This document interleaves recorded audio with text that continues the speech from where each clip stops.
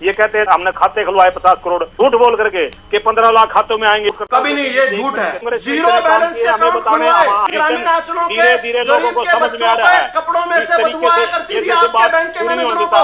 ये विरासत देकर गए थे आप। हमारे राज में आकर बैंक के मैनेजर से आवाज लगवाई, आकर अपना बैंक का अकाउंट खुलवाओ। टेंटों के नीचे, कैंपों के अंदर किस प्रकार से अकाउंट खुले हैं। मोदी जी नहीं होते आज सुई की नोक इतना भी फर्क नहीं पड़ता, क्योंकि हमने इस देश को आगे बढ़ा के छोड़ा ना। देखिए मैं बताता हूँ, इस प्रदेश के इस देश में अगर कोई मुख्यमंत्री पूरे देश के अंदर केवल 7 एम्स, आप जो दीजिए आप एक बार बताइए। बालमुकुंद जी आपकी बात आ गई है सर। विधु रावल जी, बालमुकुंद शर्मा जी कह रहे हैं कि बीजेपी के ना होने से भी कोई फर्क नहीं पड़ता। 1998 से लेकर 2004 वाला कालखंड, यानी वो 6 साल, और 2014 के बाद से अब तक के 9.25 साल, 9.5 साल, इन 15 साल को छोड़ दिया जाए तो मोटे मोटे तौर पर 60 साल तक तो भारतीय जनता पार्टी का शासन नहीं था। इन 60 सालों में इस 140 करोड़ के देश में 50 करोड़ जनधन खाते आकर 2014 के बाद मोदी जी ने शुरू किए।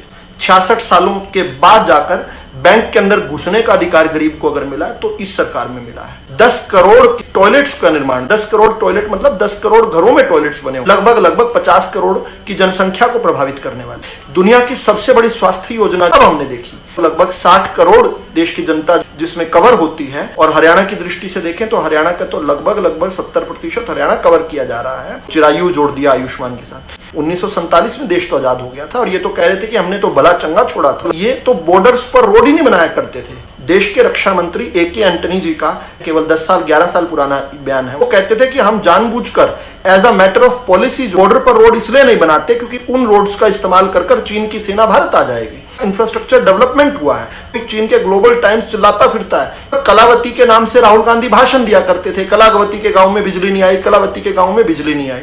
बिजली कलावती के गांव में आई और मोदी के शासन में आई। और सिर्फ कलावती नहीं, देश के आजाद होने के बाद भी 18,000 गांव में बिजली मोदी जी के शासन में आई। और आज मैं प्राउडली ये कह सकता हूं कि देश में ऐसा कोई भी गांव, कोई ढानी नहीं रही जहां पर बिजली नहीं पहुंची। बीजेपी के आने से क्या फर्क हुआ?